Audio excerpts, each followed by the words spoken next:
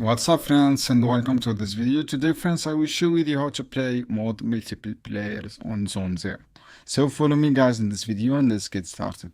First guys, you make sure to play until the unlock the arcade and the features of the main menu, and then access to the Godfingers arcade mod. After that, open the map menu and go to the Godfingers arcade, and then choose multiple supported mode and pick on the following. This mod: Snake Deals and Clash for playing battles, and this is group hunt. After that friends, make sure guys you add friends. Go to the friends tab and use friends to play ID to send request. Once accept, you can invite them to match and start play multiple players, and then select the mode of top.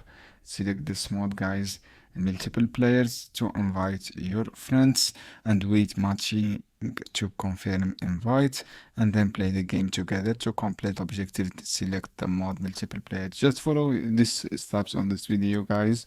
Follow this one guys. As you can see, play until unlock the arcade and then access to fingers and pick on the following this mode.